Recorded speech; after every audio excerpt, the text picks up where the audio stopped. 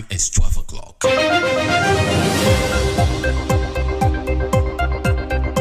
This is the news on Honor 103.5 FM. Honor FM News. Accurate, transparent, undiluted. We go deep. We bring you the news behind the news. Honor FM News. If it's new, then it's news.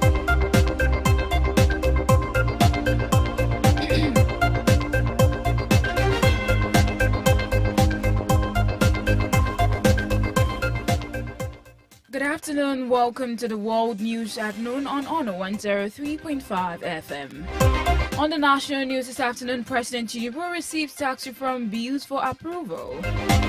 On the African news, Kenyan President Ruto apologizes to Tanzania over deportation dispute. On the foreign scene, Israel announces major expansion of settlements in occupied West Bank. In business, South Africa overtakes Nigeria as Africa's top fuel importer. And in sport news, Super Eagles striker Disa eyes major tournament glory with Eagles.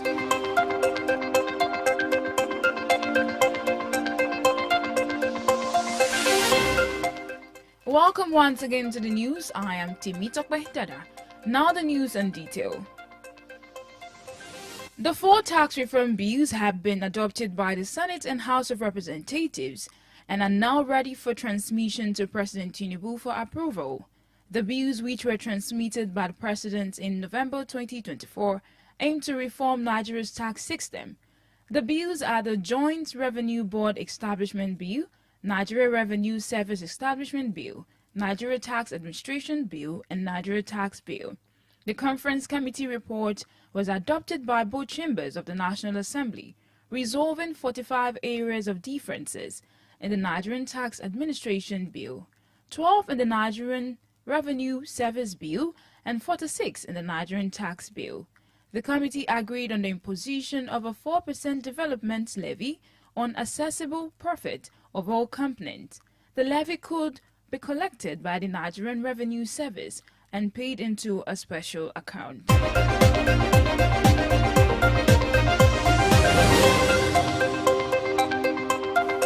Former President Muhammadu Buhari has praised President Tinubu for steering the country through tough times.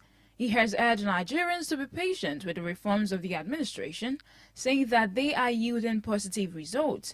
Buhari's statement came as President Tinubu marked his second year in office. Buhari commended President Tinubu for his bold reforms, which he said are showing signs of progress. He noted that the task of reducing poverty and inflation requires the support of all citizens, not just the government. Deputy Senate President Jibril and House of Representatives Speaker Tajuddin Abbas also felicitated with President Tinubu, praising his efforts at tackling economic challenges.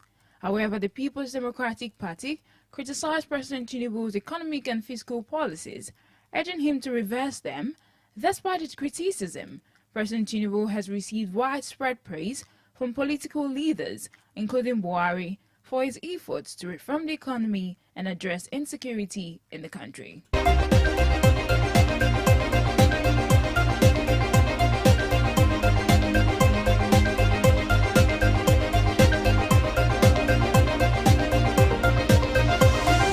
Moving on to the African news, Kenyan President William Ruto has publicly apologized to Tanzania following days of tension between the two neighboring countries.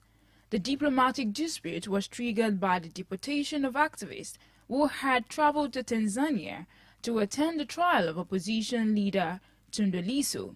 Among them were Kenyan Boniface and Ugandan Agatha Utairi, who alleged they were tortured while in detention.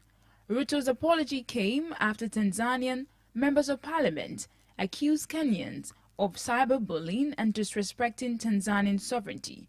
Ruto also apologized to young Kenyans who have been critical of his administration. The deportation dispute had caused widespread condemnation across the region and from international rights groups. Tanzania is yet to comment on the torture claims, but President Samia Hassan had earlier warned that she would not allow activists from neighboring countries to meddle in her country's affairs and cause chaos.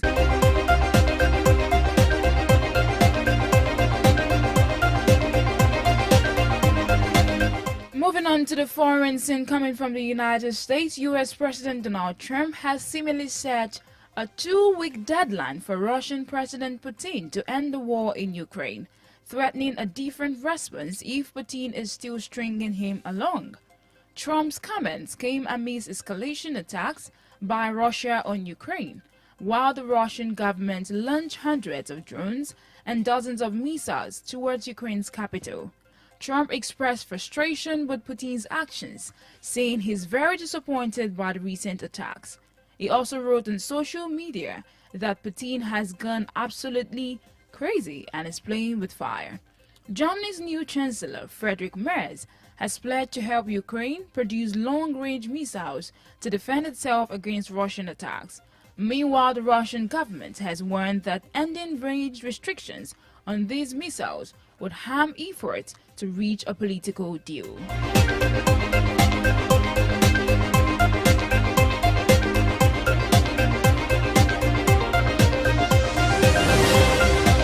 Lacrosse coming from Israel. Israel has announced plans to build 22 new Jewish settlements on the occupied West Bank, marking the largest expansion in decades. The move, approved by Israeli ministers, will backdate legalize several existing outposts built without government authorization. Defense Minister Israel Katz and Finance Minister Bezalel confirmed the plans, which have caused widespread condemnation from Palestinians. The expansion is widely seen as a major obstacle to peace talks between Israel and the Palestinians. The issue of settlements is a contentious one, with Israel disputing international law that deems them legal. Katz claimed the move would prevent the establishment of a Palestinian state that would endanger Israel, while the Palestinian presidency slammed it as a dangerous escalation. The Israeli anti-settlement watchdog Peace Now warned that the new settlement would dramatically reshape the West Bank and entrench the occupation even further. And moving on to the business report, a new report has revealed that South Africa has overtaken Nigeria as Africa's largest importer of refined petroleum products.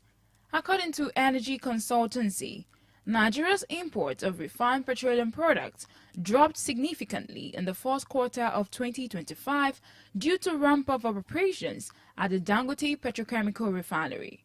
The report stated that Nigeria imported 3.1 million metric tons of refined petroleum products in the fourth quarter of 2025, while South Africa brought in 4.2 million tons over the same period. The Dangote refinery, which began large-scale production in early 2024, has reduced Nigeria's dependence on petrol imports. Analysts say Nigeria's reduced import dependency could support the naira, relieve pressure on foreign exchange reserves, and narrow trade deficits.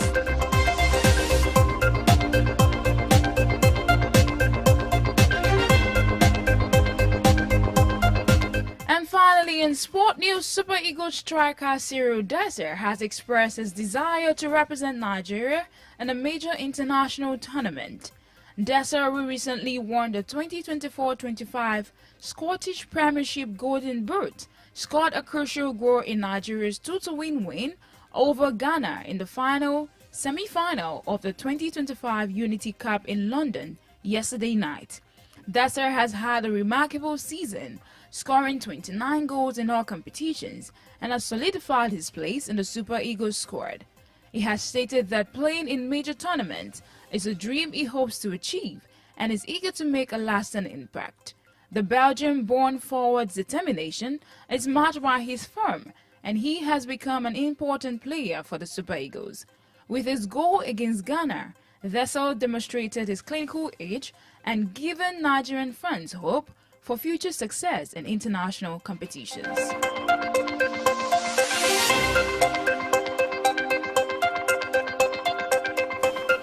And with that, we have come to the end of the world news at noon on Honor 103.5 FM. Before we go, here is a recap of the main stories. On the national news this afternoon, informed you that President Tinubu has received the tax reform bill set for approval. And on the African news, Kenyan President Ruto has apologized to Tanzanians over deportation dispute. On the foreign scene, Israel has announced a major expansion of settlements in the occupied West Bank. And in business, South Africa has overtaken Nigeria as Africa's top fuel importer. Finally, on sport news, Super Eagles striker Dessa is eyeing a major tournament with the Nigerian Eagles.